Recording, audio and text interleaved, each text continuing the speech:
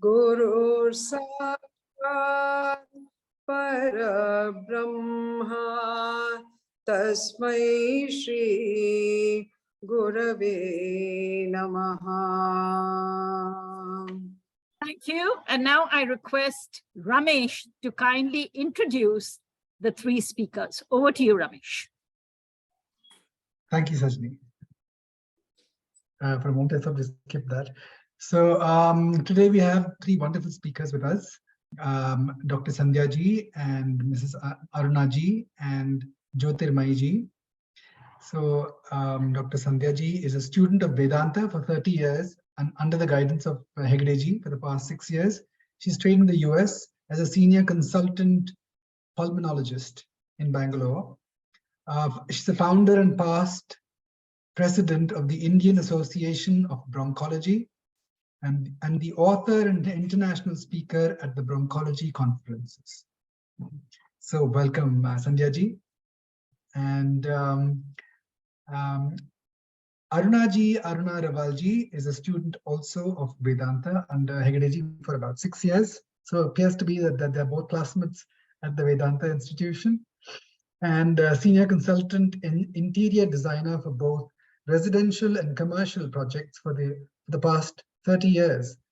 And she's also a trained classical music singer. She'll be lovely to hear her sing later if possible. So the last speaker we have, so welcome Aruna ji. Thank you. Thank you very much. And the last speaker we have with us today is Jyotirmayi Karthik ji. She's been, again, a student of Vedanta under the guidance of Hegde ji for about 10 years. And she lives in Banaswadi and works with EY in their technology consulting division. So welcome, Jyotirmayi ji. Thank you. So over to Sandhya ji now. Who's going Thank you, Ramesh. And now I request our three speakers to take over. Thank you and Hari Om. Today, we would like to thank the organizers and the School of Ancient Wisdom, as also Dr. Hegde, for giving us this very unique and wonderful opportunity to look at chapter 11 and really understand what it is that Arjuna really saw.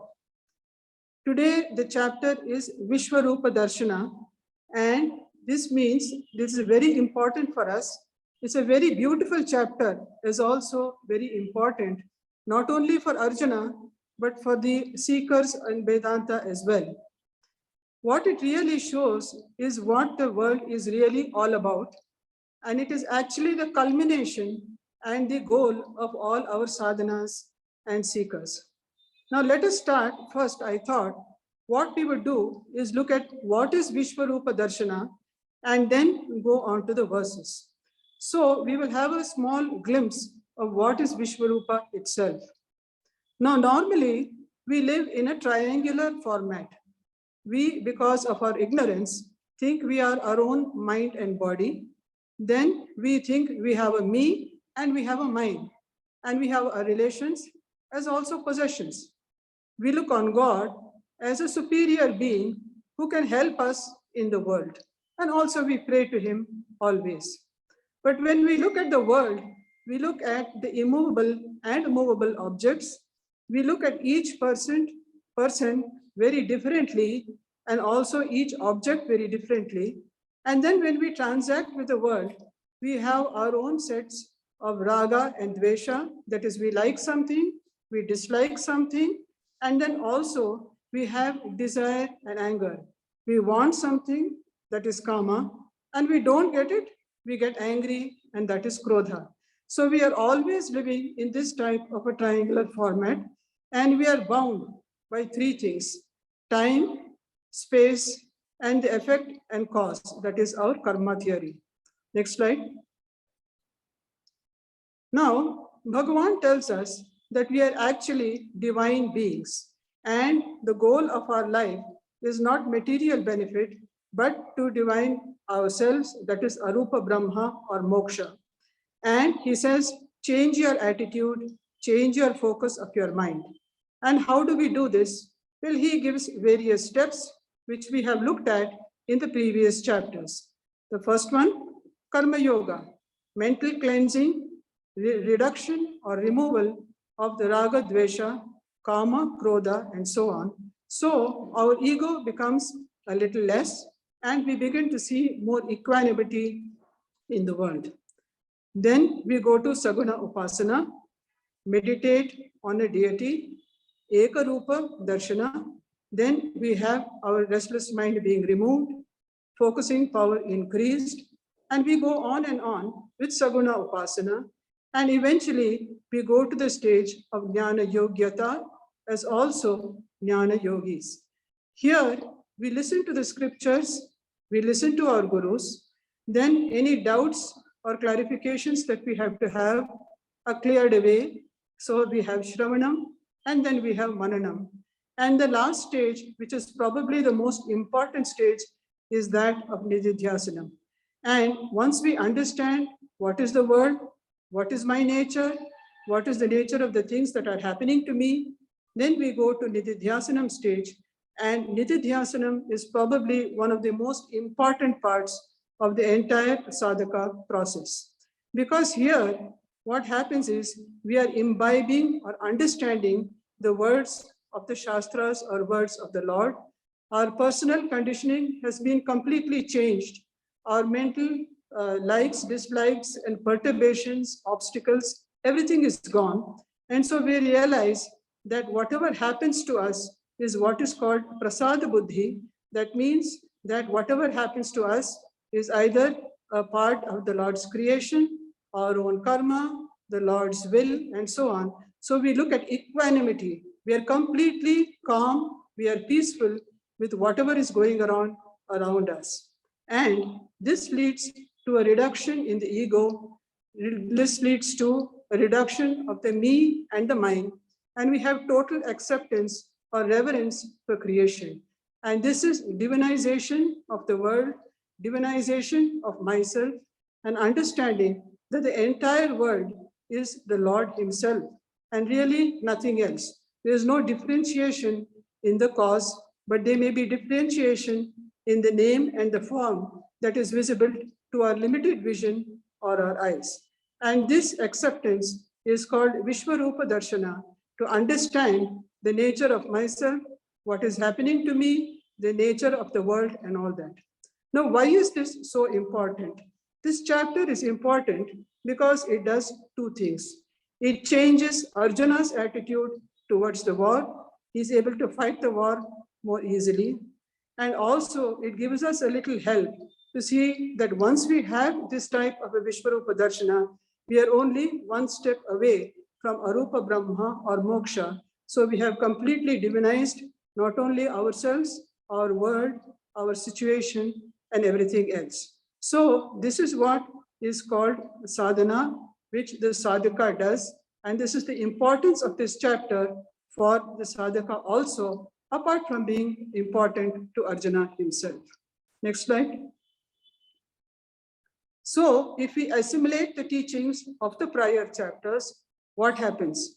There is a change of mental perception, there is a change of understanding, there is a change of focus, and what I believe for myself, that also changes. And I understand that the Lord is not only the origin, he is the sustainer of the world, he manifests as the world, he is the material cause, he dissolutes the world whenever he wants. And so everything that is happening or not happening, everything is the Lord himself. The world is the Lord, not with physical differences, but is the world is the Lord itself. And not only is the Lord limited to the world, but he is beyond the name, beyond form, and beyond attributes. In fact, I myself, as well as part of the world, everything is Vishwarupa Darshana itself. And therefore, for me, if I am a Jnani, the darshan of the Lord is always available. Vishwarupa Darshana is not something to be got. Now, let us look at a little example here. This is an ocean of water. Everything made of water, but some of them are drops, some of them are waves, some of them are vapor, some of them is ice. Everything may have different name, different location, different use, different form, but the underlying base is water only. And in any part of it, you look at it, it is water and nothing else. And so also, in the same way, the Lord is also the universe. Now, if you want to have a little scientific basis for this, remember the theory of relativity, Einstein's equation, E is equal to mc squared, where he says material or matter can never be destroyed or formed. It is only a change from energy to matter, which happens with the help of a constant. So this idea is that Vishwarupa Darshana is that the Lord is everything at every time, at every place. Now, why was Vishwarupa given to Arjuna? For several reasons. To help him continue the war and allow him to play his role, to demonstrate to the sadhaka that this is also possible for him. It is not something exclusive to Arjuna himself. And thirdly, the most important thing is that we have to prepare our own intellect, our own understanding, and our own assimilation of what we read, so that we will be able to also have a Vishwarupa Darshana and achieve moksha in this life only. And the importance of assimilation cannot be overstressed. It's like sitting in a restaurant surrounded by very good food, but not eating anything. That is what we are doing if we do not try to assimilate the teachings of the Gita. Next slide. So let us come to the chapter itself. In the first verse, it's a summary of chapter 2 to chapter 6. And Arjuna tells Krishna that, yes, I have understood what is Jiva Swarupa. Bound by the body, bound by the mind, always insecure and perhaps sorrowful, and always trying to sit on a cardboard chair, which is not going to help you in the long run. So therefore, change your focus. Understand what is the reality. Eternal consciousness, all-pervading entity, not a part, property of the body and the mind. Next slide. Next slide, please. And in the verse 2 is a summary of chapter 7 to 10. And the Lord is told by Arjuna, yes, I have understand what is the Jiva Swarupa. I understand what is Ishvara Swarupa. Ishvara being the cause, creation, maintenance, as also the dissolution of the world. And therefore, if you look at it and the eternal glory, the world is God and God is the world. And this happens if my delusion is gone and the truth of the world is understood. Next slide. And in this slide, Arjuna is telling Krishna, yes, I now understand you're not just my charioteer, you're not just my friend, but you are Parameshwara, creator, controller, Purushottama, the supreme Nirguna Lord, who I have to eventually reach when I understand moksha. You are the material cause and effect, and in fact, the universe itself. There is nothing but you. But there is a huge gap. What is the gap? Between theoretical understanding and practical application in life. We have read the Gita, we may have read many Upanishads and so on, but in our daily life, we have inadequate assimilation, inadequate nididhyasanam, and so we have emotional reaction, raga, dvesha to the world. And it is only the Lord's grace or his divine powers that can remove any mental obstacles in the mind. So Arjuna prays to Lord Krishna. Next slide. Next slide, please. And in the fourth verse, Arjuna requests a temporary divine vision. Now he tells Bhagavan, if you think it is possible for me to even for a small time look at the entire world as the Vishwarupa, please grant that grace to me. Miraculous powers are required to remove any mental obstacles, and this is what is called divine chakshu or divya chakshu. Now, divya chakshu doesn't mean that we get a new pair of glasses or some third eye in the forehead opens up and we are able to see things. It's not that. As we know now, it is so that we understand the true nature being the God himself. Next slide.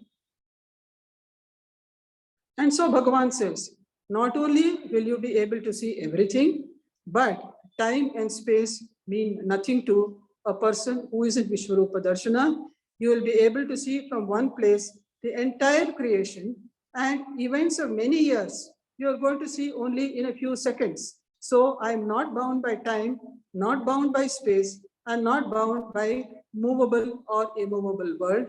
You will understand with the Divya Chakshu or understanding that there is only one consciousness manifesting as all names, forms as also objects. So this is a change in your belief and vision. Next slide. Not only the visible universe, but there are very number of devatas. In fact, we are supposed to have something like 33 crore devas according to some shastras. And even these, they exist in different planes and different areas of perception. Even these you will be able to see. That is the 12 Adityas, the 11 Rudras, the 2 Ashwinis, and so on. Next slide. Next slide.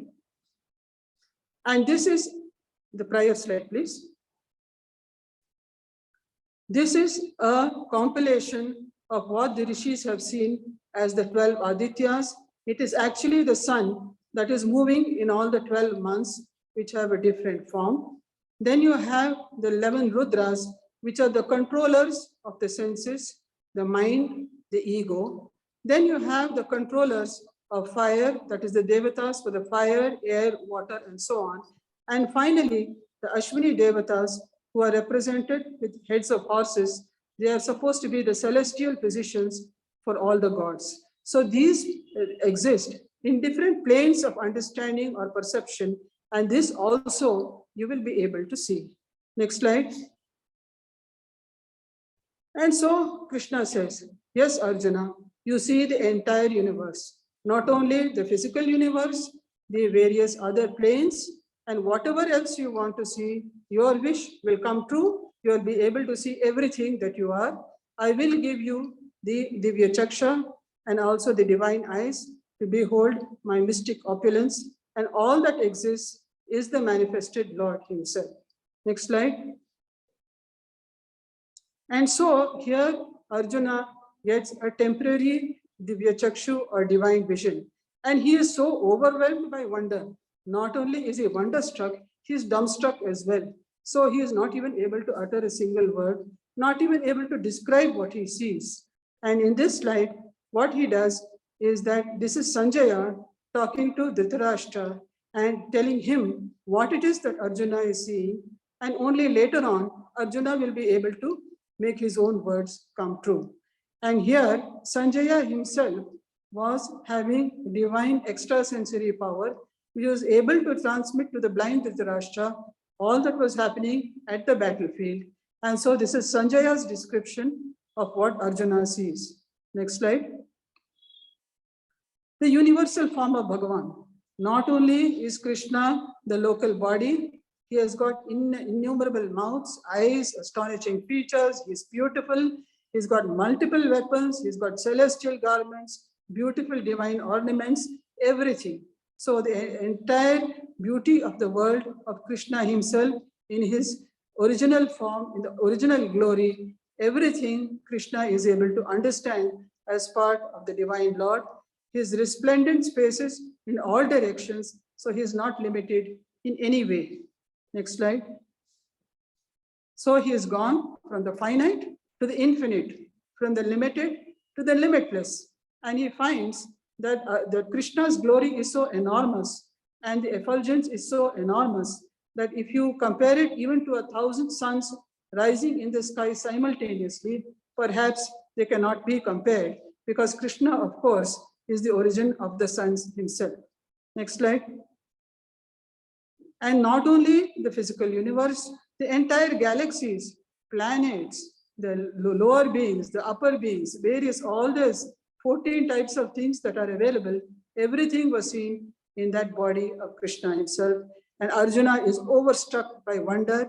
He does not know what to do. He only can pray and surrender to the Lord.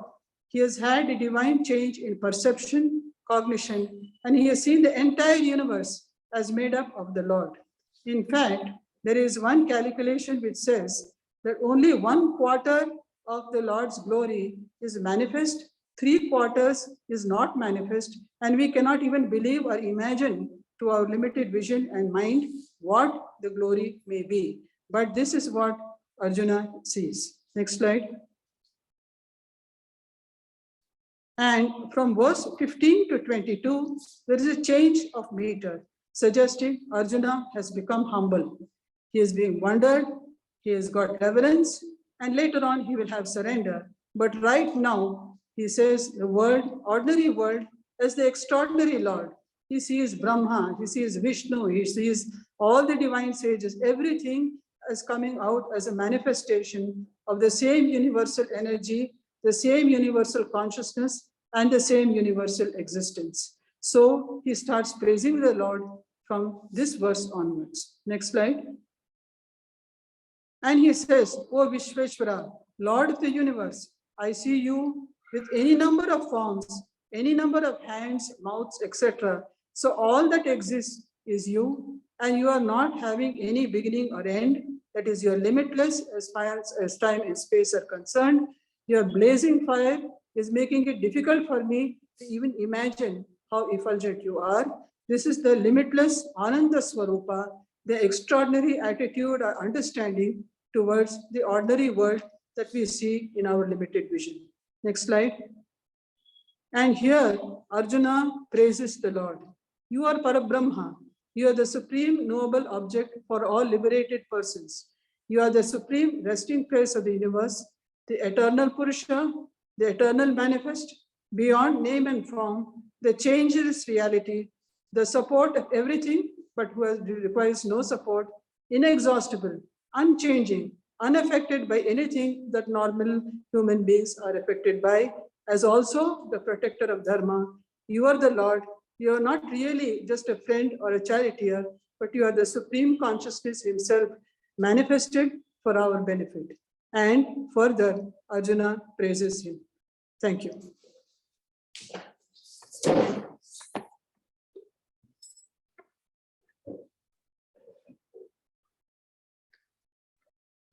Hari Om. Thank you very much. Hari Om. Thank you, Dr. Sandhya ji. Can we start with verse 19, please? Okay, so continuing with this supremely brilliant Vishwarupa, Arjuna tells Lord Krishna, Anadi Madhyantam Ananta Viryam Ananta Bahum Shashi Surya Netram Pashyami Tvam Deeptahuta Shavaktram Swatejasa Vishwamidam Tapantam. O Lord, I see you as one who has no beginning, no middle, and no end. You are the Lord of infinite power by which you have created this universe. Then he uses the word Ananta Bahum, that is endless arms. Now the image of one God standing with thousands of arms hanging all over is not the right one. The meaning here is that all hands belonging to all beings are really that of the Lord. Bhagwan is in each one of those hands. Continuing, he says, Arjuna says, Shashi Surya Netram. O Lord, your eyes are nothing but the sun and the moon. Just as the eyes illuminate the world, the sun and the moon are the illuminating principles of the Vishwarupa. Each organ has a presiding deity, and therefore that of the eyes is the sun. Similarly, the presiding deity of the mouth is Agni, or the fire god. And just as the mouth swallows everything, the fire principle also swallows, especially like during rituals, homas, swaha. Hence, the fire becomes the mouth of the Lord. Now, this is a very, very important image, because this image of a mouth full of fire consuming everything is repeating in the next so many verses in the Vishwarupa. So this image frightens Arjuna and he turns away because the fire is so huge that it scorches the earth. Swatejasa tapantam. It's radiating the entire universe. Next slide, please. Verse number 20, Dyava Prithivyoridhamantaram. The entire space, O Lord, between the earth and the heavens is pervaded by you only. This whole universe is your very body. There is nothing else, Ekena.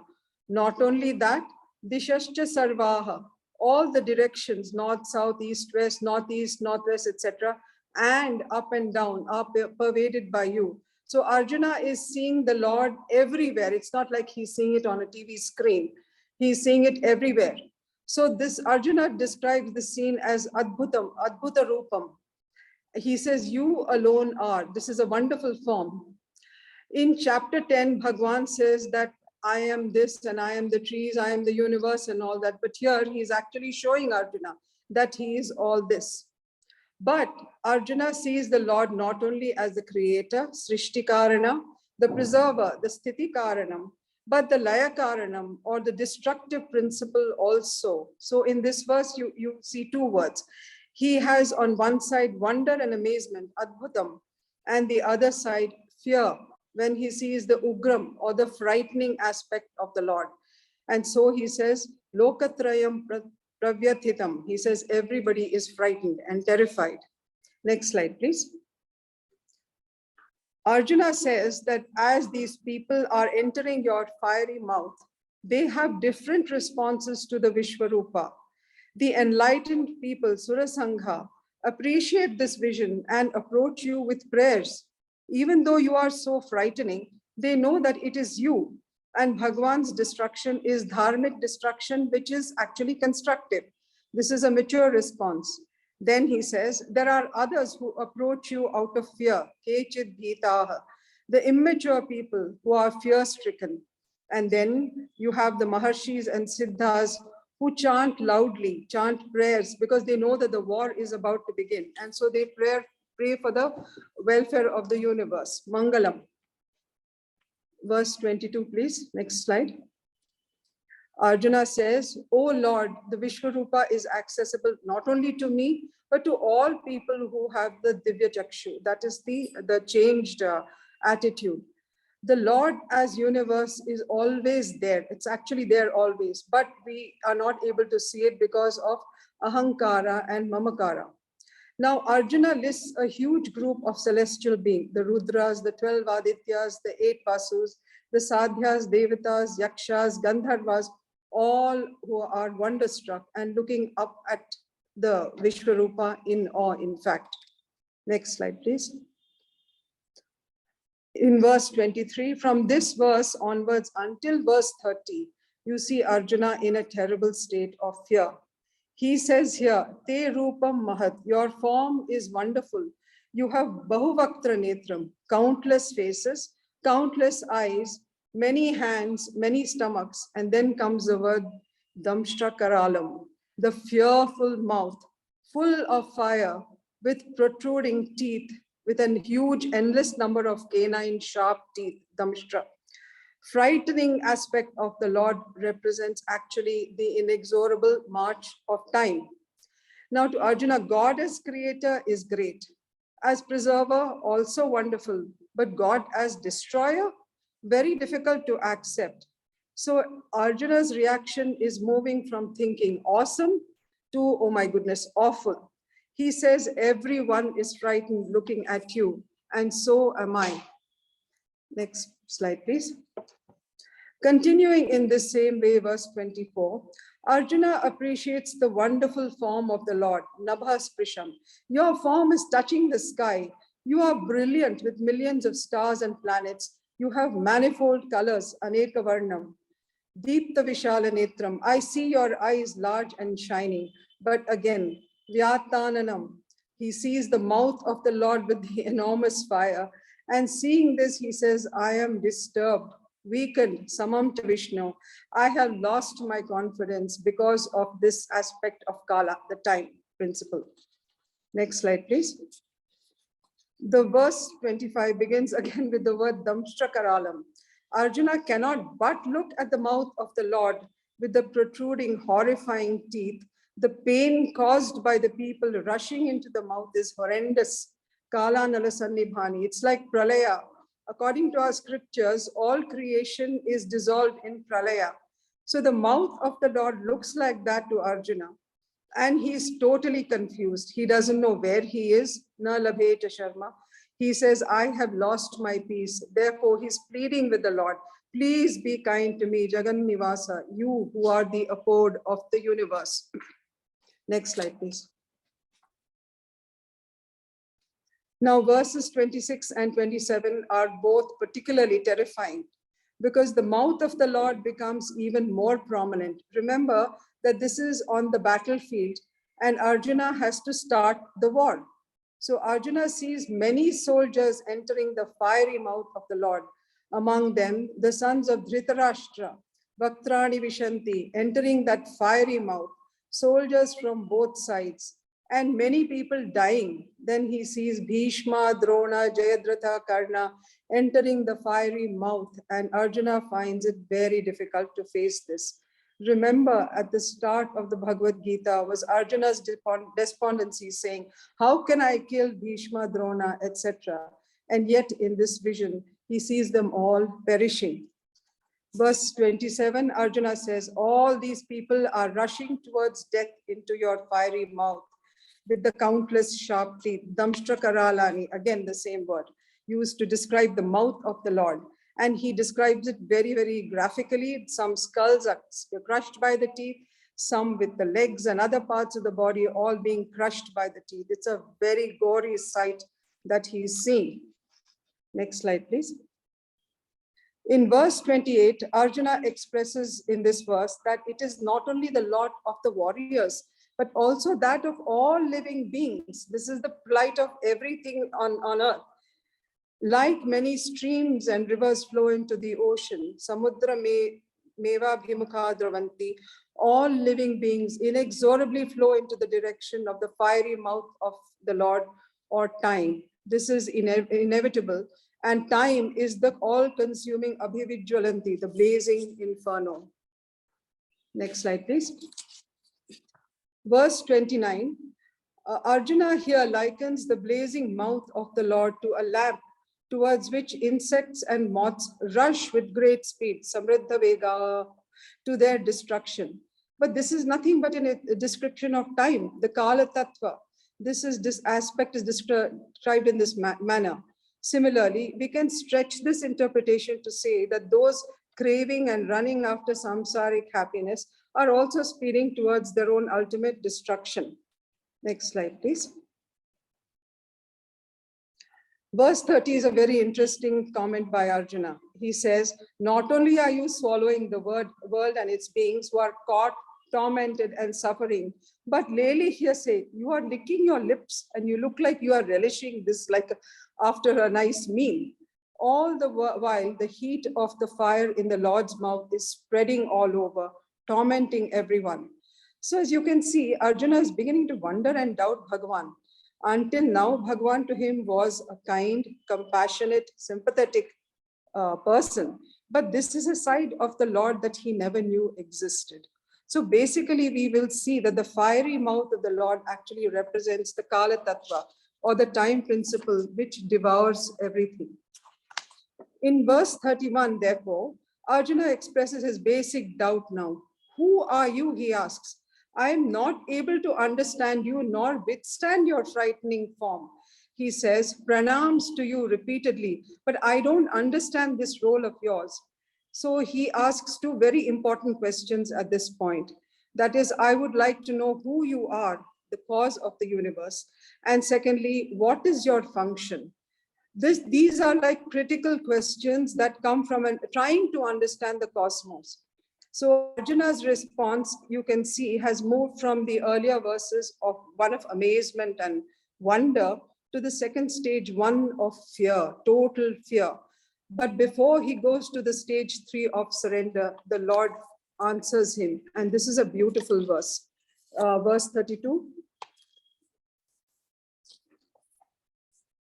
He says, Kalosmi lokakshaya pravriddho lokan samahartumiha pravrittaha rite pitvam na bhavishyanti sarve yevastitaha pratyanikeshu yodhaha. O Arjuna, the Lord says, I am time. Time is an integral part of the material, the Vyavaharik samsara as we know it. The Lord is speaking not as the charioteer, but as a cosmic form, time. Bhagavan says, I have come because the time has come for the destruction, pravriddha, the destroying principle.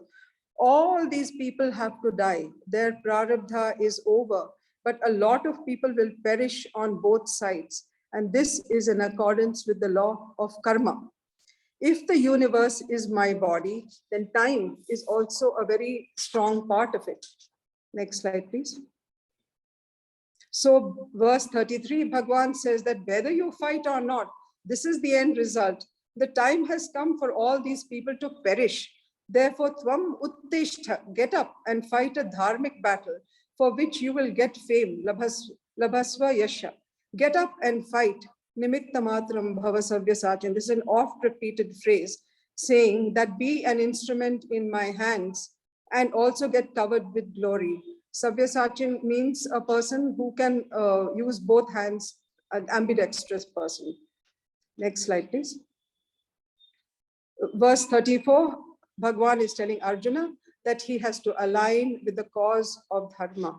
Therefore, Drona, Bhishma, Jayadratha, Karna, and the whole lot of soldiers on both sides will all perish according to the law of karma. Therefore, following the dharmic path is, in a sense, a mixture of karma and bhakti, where karma yoga means surrendering to the will of the Lord. So he tells Arjuna, do not grieve anymore. Next slide. Verse 35, this is Sanjaya talking. He reports to Dhritarashtra that Arjuna has understood the law of karma intellectually, and yet he is trembling because it is an intellectual understanding. Bhuya eva namaskritva. So he keeps on bowing over and over again to the Lord, indicating the surrender of his will. And he's still trembling, and he talks in a very choked voice. Next slide, please. What Arjuna is saying is that there is fear lurking in the background. He says, I know why people appreciate this Vishwarupa of yours. They all have the maturity, but the Rakshasas and the immature people live in fear. So sthane, things are as they should be, the right law of karma. And so this is the start of the third stage of response of Arjuna, one of total surrender to the Lord's will. He bows down to him and says, may your will be done. Thank you.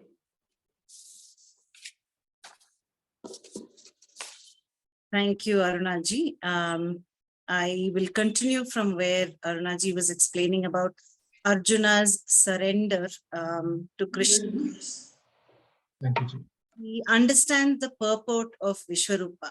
So moving to slide 38, which has shloka 37, please. Swatiji, next slide, please. Thank you. So here Arjuna is basically expressing what he's feeling about the Vishwarupa now that he has understood the universal oneness of Sri Krishna from the Vishwarupa. Anyone who appreciates the Lord's glory as Vishwarupa or totality naturally will surrender to him. Humility or Vinaya is natural to such a person. Here Arjuna says that there is no wonder that the Mahatmas bow to the Lord. It's not a wonder that people do namaskara to him, but it is a wonder that they don't. After understanding the concept of Vishwarupa, one cannot avoid wonderment in any study of science, be it biology, physics, chemistry, whatever. In a bhakta, the wonder will transform into devotion instead. An atheist, however, misses one dimension of creation completely by not appreciating the totality. If one does not appreciate music, it is not the absence of the quality in music, but the lack of sensitivity of the listener to appreciate such music. So if one says there is no God, it is a lack of his ability or the faculty to appreciate the totality. People who don't understand the laws of karma blame God and everything else.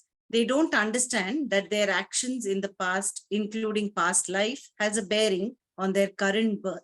prarabdha karma phala. Yudhishthira also had similar doubts as Arjuna earlier.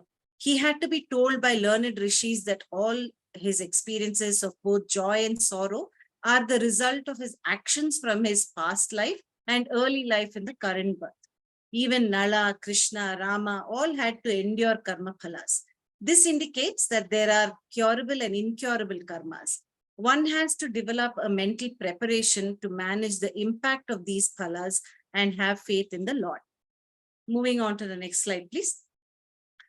Where possible, I will read out the shlokas, but for want of time, I might skip some altogether. This is an important shloka. Arjuna says with immense devotion, Tvamadi Deva Purusha Purana, Tvamasya Vishwasya Param Nidhanam, Vetasi Vedyam Cha Param Cha Dhama, Tvaya Tatam Vishwa Mananta Rupa. Here, Lord, in Krishna's eyes, Lord Krishna's stature is, in Arjuna's eyes, Lord Krishna's stature is increasing. His devotion is becoming deeper. The unconditional acceptance of the law of karma results in this kind of devotion. He says, Arjuna, to Krishna, you are the first and foremost God, without beginning, all-pervading substratum upon which the entire relative universe rests and the indweller in every living being. You are the ultimate ground for dissolution, Nidhanam. The process of pralaya is gradual and is the reverse of the process of creation. We should remember that. It is quite gradual. All beings resolve in the following order: into the earth or prithvi, and from earth to water, jalam, fire, agni tattvam, and then to air, vayu tattvam, and then to akasha tattvam or space, and ultimately into the brahma tattvam, which is the resolution ground, param nidhanam. Arjuna says, Krishna, you are both the Veta, the sentient experiencer, and the Vedyam, the insentient object of experience in the relative world. Param is absolute. Therefore, the whole creation is a mixture of Chetana and Achetana. You are Paramcha Dhama, the absolute consciousness that is beyond the experiencer and the experienced. You are the Turiya Tattvam on which all the knowers and the objects of knowledge rest. As Turiyam, you are the substratum upon which the relative world rests. Next slide, please. In this verse, Arjuna offers 1,000 salutations again and again, saying to Krishna, you are Vayu, Yama, Agni, Varuna, the moon, the 14 Prajapatis from whom the human beings were born, etc. He says, you are the grandfather Brahmaji from whom the Prajapatis originated. You are also the great grandfather Vishnu from whose navel Brahmaji emerged. The essence of this verse is that the Lord is everything. The effect cannot be separate from the cause. Karanam alone appears in the form of Karyam. In the Vedic period, these powers were considered as deities, powers like Agni, Vayu, etc., for devotion and growth of the spiritual seeker's inner personality. These gods were the only popular concepts of God, these powers rather were the only popular concepts of God, even in the minds of the educated. Often the means have a tendency to get misunderstood as the very goal. Arjuna here in his true understanding indicates that the Lord is nothing but the infinite. Next slide, please. In this shloka, Arjuna continues to say that I prostrate in front and behind you and in all directions. You have the infinite strength, power, and enormous courage and valor. You pervade everything. You are everything. The Supreme is pure existence and dwells everywhere in everything and in all beings. Since nothing can exist without existence, he as pure existence penetrates all, and in fact, he alone is all. The ocean alone is all the waves. The mud alone is all the mud pots. Next slide, please. Here Arjuna reminisces. He looks back at when he had treated and addressed Krishna only as a friend. He now has realized that the latter is not an ordinary person.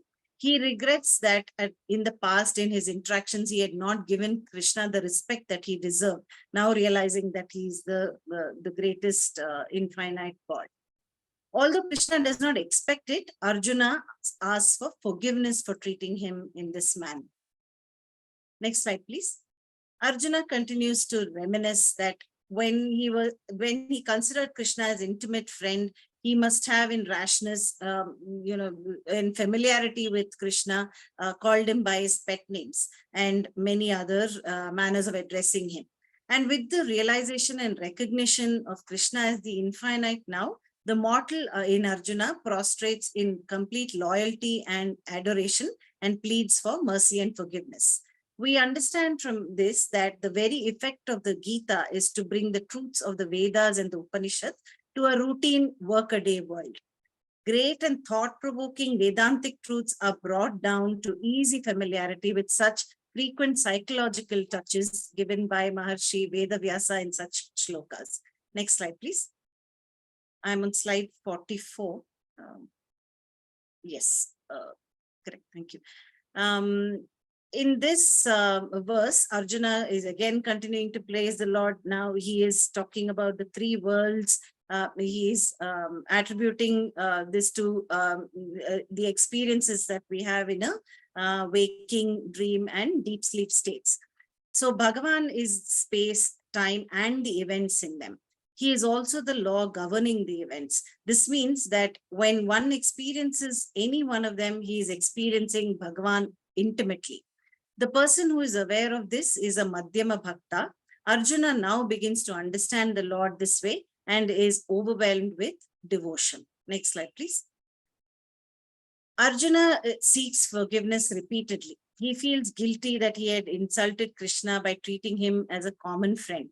Despite the scriptures advising and accepting that we can treat Bhagavan as a friend and demonstrate it through Sakhya Bhakti, Arjuna again asks for forgiveness from Krishna by prostrating and propitiating him as the Lord of everything.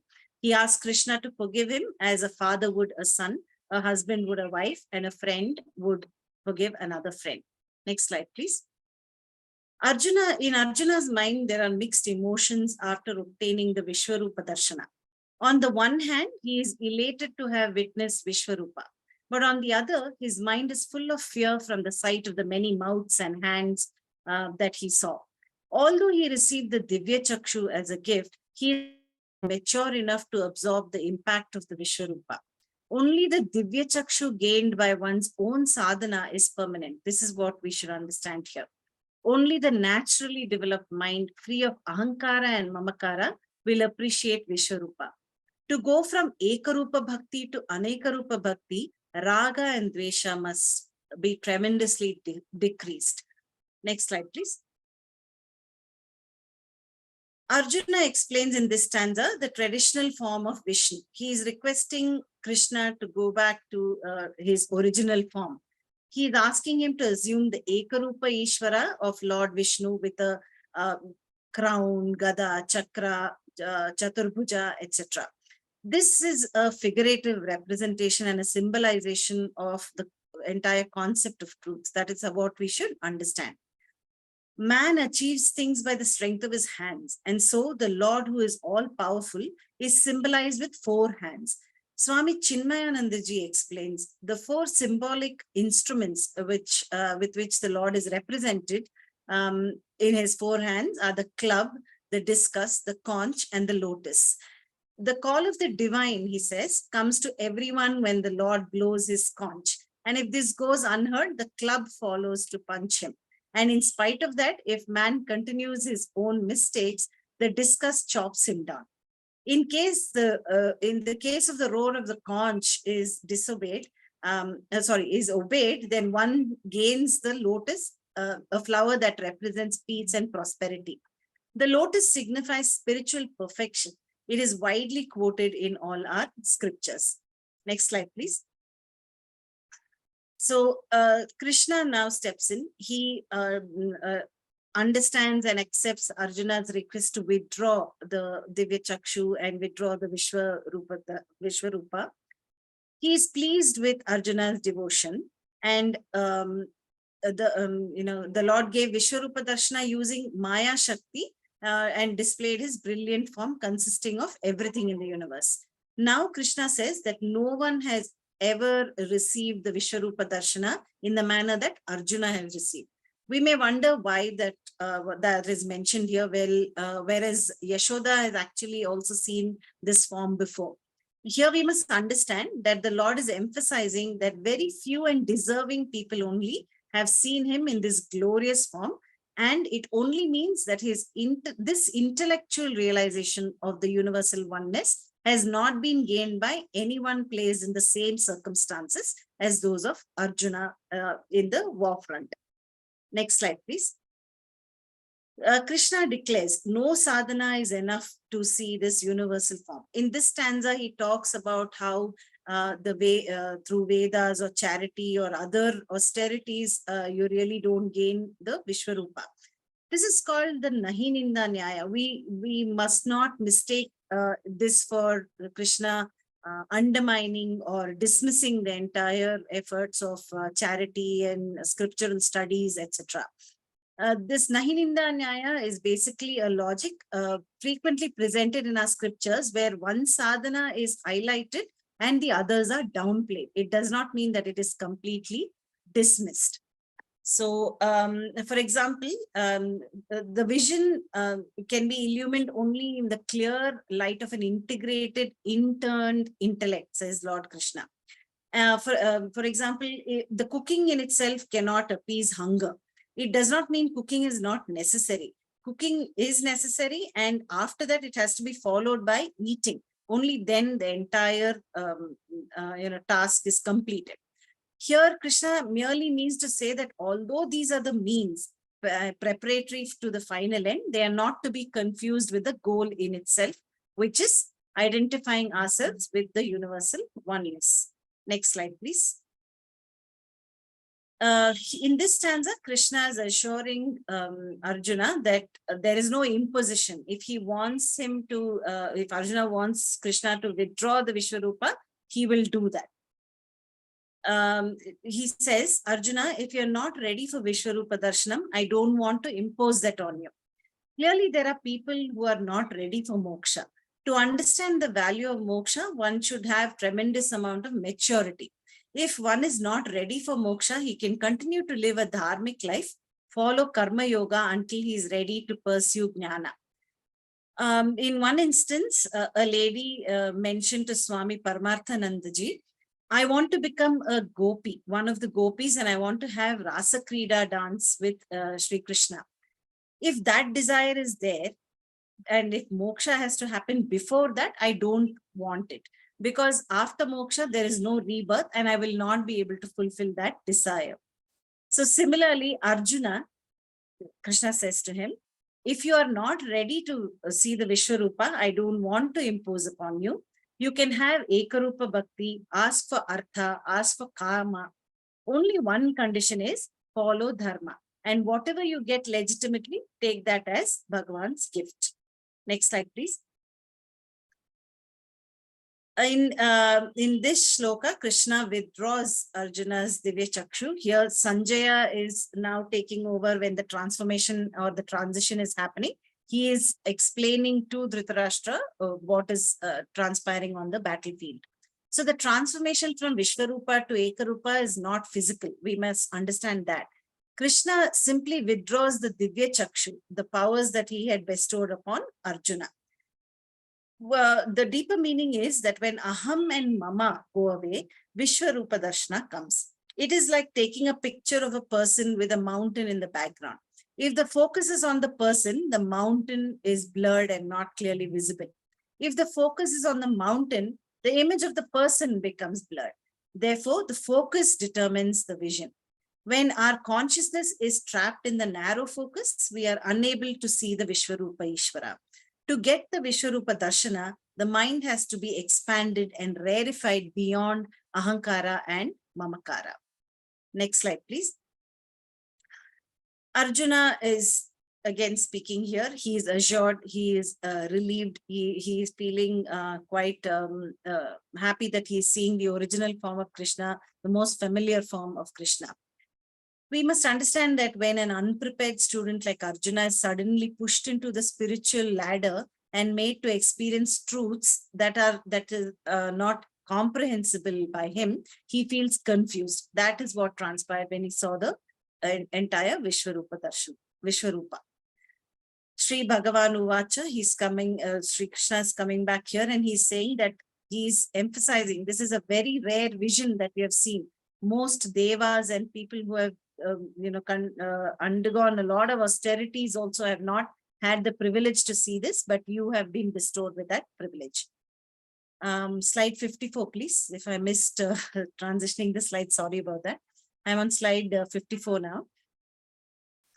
In this shloka, Krishna again downplays the sadhana, stating that merely through the study of the Vedas, rituals, austerities, or charity, one will not get Vishwarupa Darshana. We may wonder what makes the Lord shower his grace upon one and not upon another. It cannot be that a haphazard and without any rhyme or reason, such kind of arbitrary decisions are taken by the Lord, because then the Lord will be accused of partiality and arbitrariness. In the following stanza, Krishna clearly explains what compels him to shower his special favors on someone sometimes and not upon all at all times. Moving to Jyothi ji, just a minute. I think your slides advancement, you seem to be a little ahead of what is visually being presented. We're out right now on slide 51, verse 51. I apologize for that. I'm right now on slide 55. I apologize if I didn't mention the transition, Okay. but I hope the message was. Ma'am, is that Arjuna's is assured and relieved? That's correct. Sorry, 1 minute. No, I'm on slide 55 where it says the only way to understand Vishwarupa is through Nishkama Bhakti.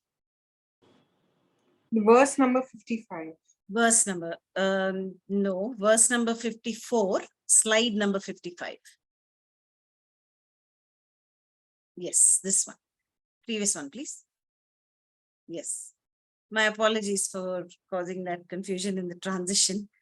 Do you want me to go through any of the previous slides? I'm okay, but if others wanted, then it would be nice to just touch upon, because there was a slight mismatch between the speeds of slide switching and what you were saying. So Yeah, I am sorry, I forgot to mention to. No, that's okay, no problem. Yeah, so where we are now is that after Krishna having shown the Vishwarupa to Arjuna and Arjuna expressing his concerns with the horrifying sights, he is now requested Krishna to withdraw the Vishwarupa, and Krishna has done that. He has withdrawn the Divya Chakshu given to Krishna. So it's not a physical transformation that has happened, because this is only a special powers that he had given to Arjuna. Let's stay on slide 55. I will bring you all up to there. So here Krishna is clearly saying that while you have seen the Vishwarupa, it is something of a privilege. Not everybody gets to see that Vishwarupa and understand the actual the concept of the universal oneness. Moving to slide 55 now, where we are on shloka 54. Krishna is now saying, how do you understand Vishwarupa in its complete, the complete purport of Vishwarupa? He is saying through this shloka that bhakti, nishkama bhakti, is what you need to understand Vishwarupa. To gain Vishwarupa Darshana, you should approach through Nishkama Bhakti, where one pursues Ishvara as the end in life. Krishna calls this Ananya Bhakti in the shloka. Bhakti, as we know from chapter 7, is categorized as Artha, Arthartha, which are together called Sakama Bhakti, and then Jignasu and Gnana Bhakti. Dr. Sandhya also touched upon it in the initial introduction of this chapter. In Sakama Bhakti, which are Artha and Arthartha, this is the first level. The relationship of a spiritual seeker with the Lord is transactional, where he is used as the means to achieve material ends. After recognizing that the worldly things inherently have defects, the devotee graduates to Nishkama Bhakti, which is second level, where he is seeking God who is free from all defects. He uses the world as the means to the end. Vishwarupa is possible with this bhakti and will also lead to the next level, which is Jnana Bhakti, the third level, where the seeker attains Advaitam, knowing that God is not the sought, but the seeker himself. God is not the destination, but the traveler instead. Let's move to the next slide, please. Slide 56. This is the last shloka of this chapter, an important one. Mat karma krin mat paramo mat bhaktaha sangavarjitaha nirvaira sarva bhuteshu yasa mameti pandava. Here Krishna says, he who does actions for me, who looks upon me as the supreme, who is devoted to me, who is free from attachment, who bears enmity towards none, he comes to me, O Pandava. This is the seed verse that will further be expanded in chapter 12. According to Krishna, bhakti is not a particular sadhana. It is the common factor for an entire range of sadhanas that leads a person to moksha. Krishna gives a roadmap to Arjuna and to us in how to reach him. Be a karma yogi. Dedicate all actions, secular or sacred, to me. Accept any result without resistance. Be my devotee. Seek the eternal instead of ephemeral things. Make moksha your only goal. Become a tivra mumukshu. Drop attachments to perishable things. This attachment will gradually drop once you learn to pursue the higher objectives. Give up hatred to all beings. This, along with detachment, will minimize raga-dvesha. In these 5 schemes, we find the entire line of self-discipline summarized. Detachment from all activities, whether physical or mental or intellectual, can take place only when one is constantly thinking of the self. Enmity is only possible when one considers the other as separate from oneself. The awareness of oneness should be experienced through the vision of the same self everywhere. Only then can we avoid enmity with any creature. From this stanza, it is evident that the spiritual seeker's great pilgrimage starts with God-dedicated activities. Soon it becomes the very goal in life. Having become the self, the devotee recognizes himself everywhere in everything, and so there cannot be any sense of enmity in him at all. That is the summary of the Vishwarupa in this last shloka. Please move to the next slide. So we've completed this chapter, the 55 shlokas, and our key takeaways from this chapter are that in chapters 7 to 10, the focus was on the material cause aspect, the nature of Ishvara, God as being the cause of the universe, cause alone manifesting as the effect, and there is no effect separate from the cause. That is, gold alone manifests as ornaments, and there is no ornament separate from gold. Chapter 11 here focuses on the yoga of the vision of the universal form. The self, identifying with an individual physical body, experiences the wake state happenings. And in this condition, the self is called Vishwa in Vedanta. When the same self identifies itself with the total physical gross bodies of the universe, in that condition, it is called the cosmic Virata. The world itself is ordinary, but this new attitude or understanding makes it extraordinary. When one ordinary things becomes associated with great people, it becomes extraordinary. One may reject a laddu when offered because it is a product of sugar containing calories, says Swamiji. However, when it is told that that laddu is from Tirupati, the attitude changes. One will eat it with reverence, will demonstrate reverence and then eat it. This extra value addition is not physical, but it is through attitude. This attitude, born out of understanding, is Divya Chakshuhu. Once this reverence is acquired for Ishvara, the universe becomes extraordinarily divine. Hari Om. Thank you.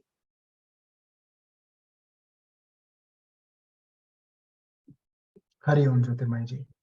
That was very nice. Thank you. In fact, all the 3 speakers today, Sandhya ji, Aruna ji, and Jyotirmayi ji, have presented chapter 11 in a wonderful manner, very clear and concise. So if anybody has any questions, please ask now, or any doubt, or if you have any comments or observations that you might have made also, please do share it. Thank you.